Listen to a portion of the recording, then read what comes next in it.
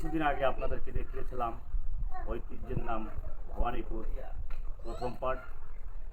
আজকে দেখাবো দ্বিতীয় পার্ট, এবং এই দ্বিতীয় পার্টে রয়েছে আরও ঐতিহ্যবাহী কিছু প্রতিষ্ঠান, যেটা আজকে আপনাদেরকে দেখাবো।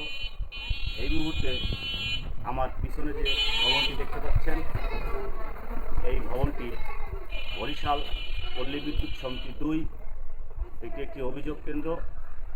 এখানে এসে বিভিন্ন গ্রাহক অভিযোগ করে এবং তাদের সেই সমস্যার সমাধান করে দেয়।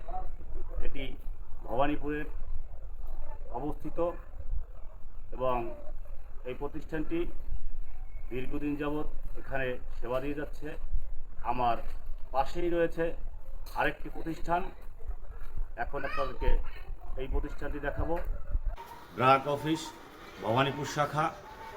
এটি একটি আর্থিক সামাজিক প্রতিষ্ঠান। দুস্থ ও গরিবদের পাশে এরা লোন দিয়ে থাকেন এবং অতি দরিদ্রকে গবাদি পশু দিয়ে সহযোগিতা করে থাকেন। এবার আমরা চলে যাব ভবানীপুরের আরেকটি প্রতিষ্ঠান, ভবানীপুর হাই সংলগ্ন সরকারি প্রাথমিক বিদ্যালয়। চলুন দেখে আসি ওই প্রতিষ্ঠানটি। ভবানীপুর হাই সংলগ্ন সরকারি প্রাথমিক বিদ্যালয়ের আসন সংখ্যার চেয়ে শিক্ষার্থী অনেক বেশি, তাই এখানে একটি দোতলা ভবনের অতি প্রয়োজন।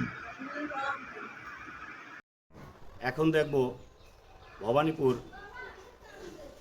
আমতলা সরকারি প্রাথমিক বিদ্যালয়।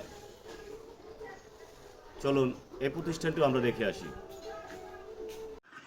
37 নং ভবানীপুর আমতলা সরকারি প্রাথমিক বিদ্যালয় খুবই সুন্দর একটা প্রাইমারি শিক্ষা প্রতিষ্ঠান, চোখ জুড়ানো একটি প্রতিষ্ঠান।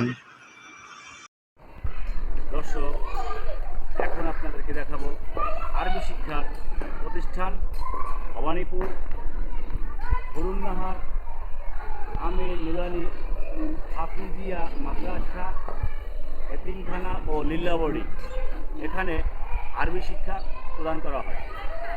আপনাদেরকে নিয়ে যাই ভবানীপুরে আরেকটি প্রতিষ্ঠান, গ্রামীণ ব্যাংক ভবানীপুর শাখায়। এখন দেখছেন গ্রামীণ ব্যাংক ভবানীপুর শাখা। আজ এ পর্যন্তই। আগামীতে আপনাদের সামনে সুন্দর সুন্দর ভিডিও নিয়ে উপস্থিত থাকব। ভালো থাকবেন সবাই, সুস্থ থাকবেন। আল্লাহ হাফেজ।